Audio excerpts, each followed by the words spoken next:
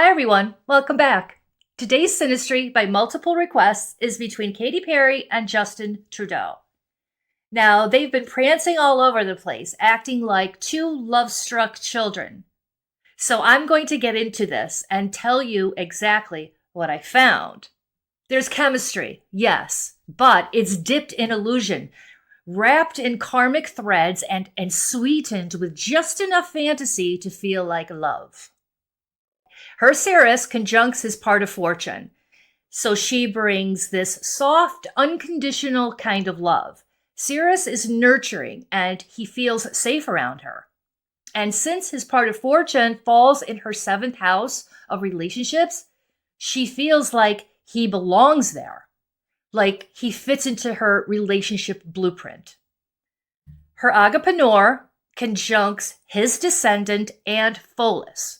This is unconditional love and devotion from her.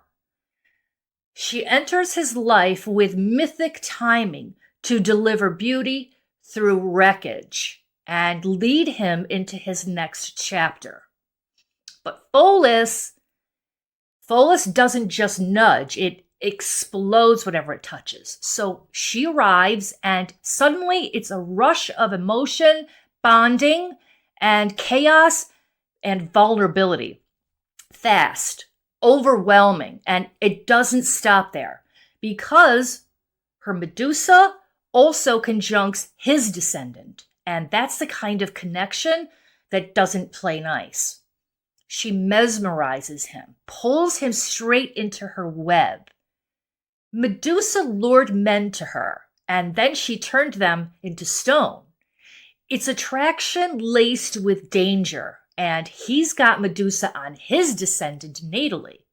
So he naturally draws women into his orbit who are intense, hypnotic, and just a little bit dangerous. Her Pallas asteroid is there too. So she doesn't just disarm him, she outsmarts him. There's strategy in her seduction.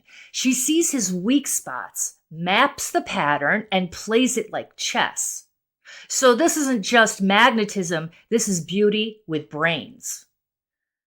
Her Mars conjuncts his union, and her lust conjuncts his ascendant. So that's raw chemistry and the instinct to merge.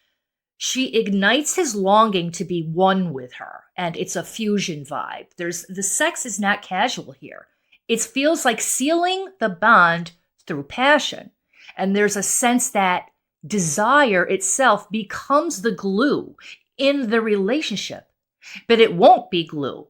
It will be a fog because his Neptune conjuncts her Venus and Magian.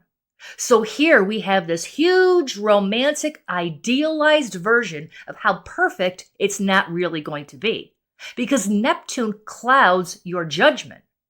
And you see the other person through rose-colored glasses. So this seems very, very romantic.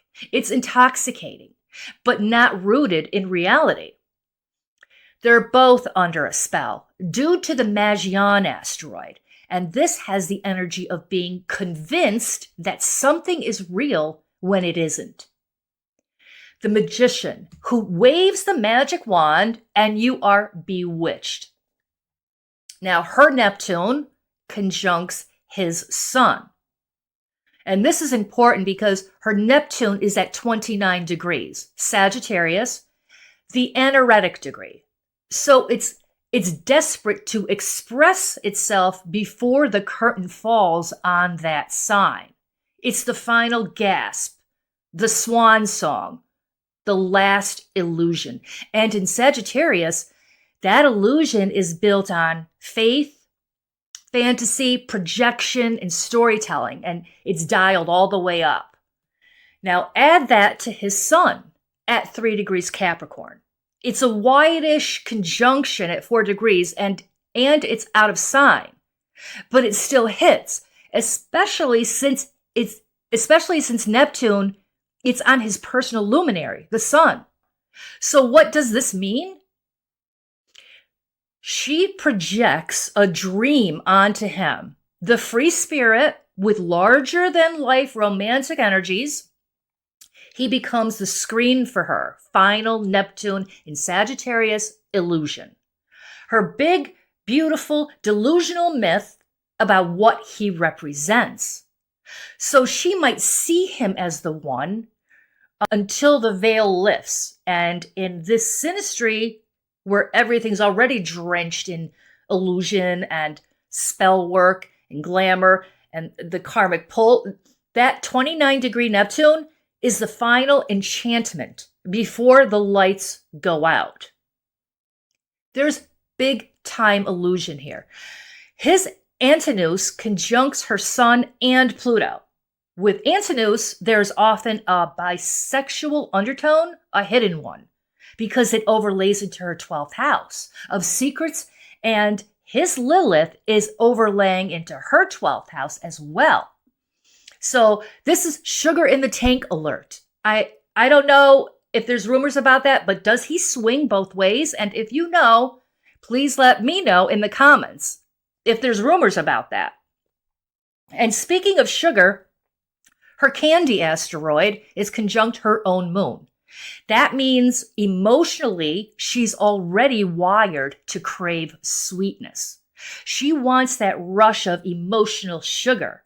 And then his candy asteroid conjuncts her moon. So he becomes her supplier, the fix, the emotional dessert.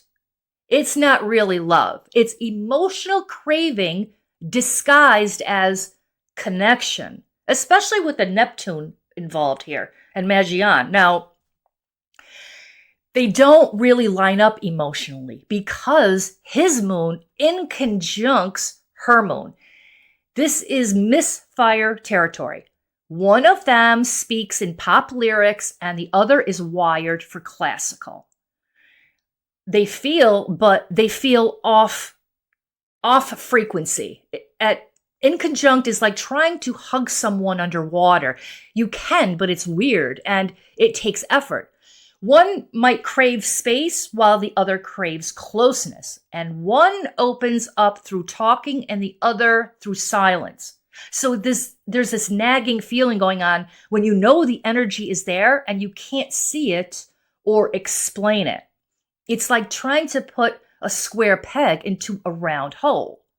So emotional happiness over time, it doesn't quite fit. Now her Eros conjuncts his moon, and that adds fire to this moon in conjunct moon blind spot. They already don't sync emotionally, and her Eris says, "Buckle up, Buttercup. This is going to be messy, exciting, and unsustainable." Because her Juno, that has to do with marriage and commitment, squares his Jupiter.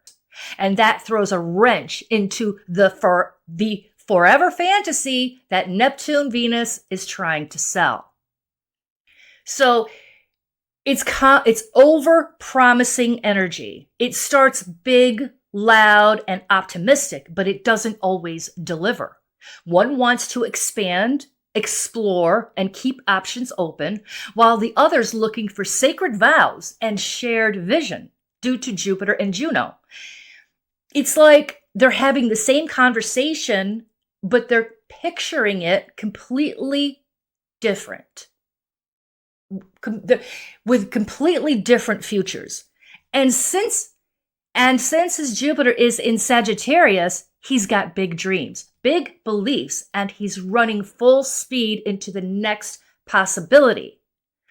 But none of her planets make an aspect to his Jupiter, which means there's no anchor. She's not tethered to his vision, so he's dreaming big alone.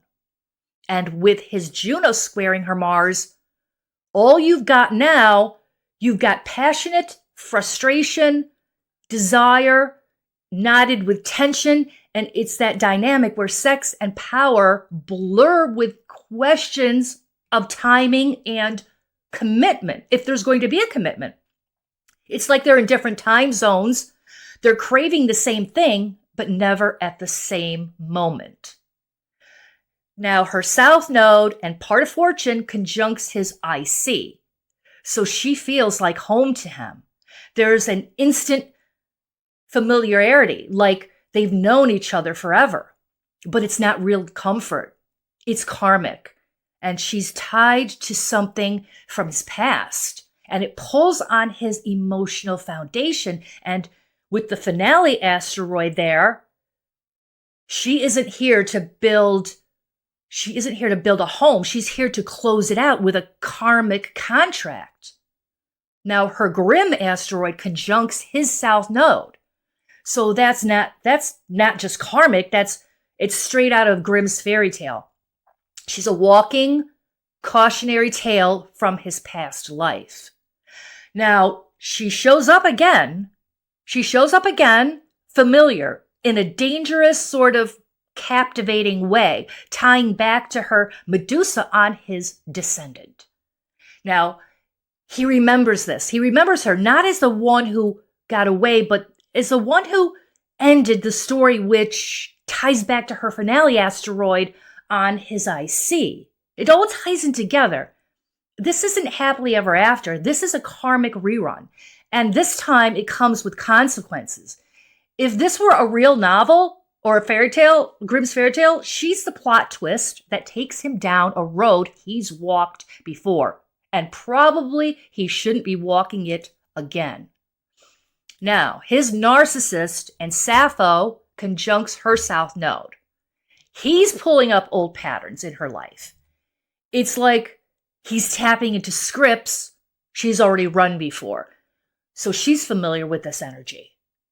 Narcissist, ego, charm, manipulation. And Sappho has to do with highbrow eroticism and passion. So the bottom line here, this isn't a soulmate story. It's a side quest. Passion, yes. Illusion and rose-colored glasses, big time. But there's no true anchor.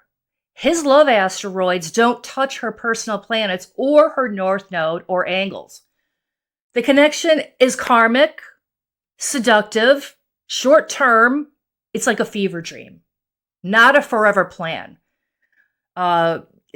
This is lust dressed as love, a flash of lightning, not the main power grid. It's just a little side trip, and it's not a long journey. So that's all I have with these two, and I hope you enjoy this interpretation. So please like, share, and comment, and I will be back shortly with other Synastry charts. So have a great day, and I will be back.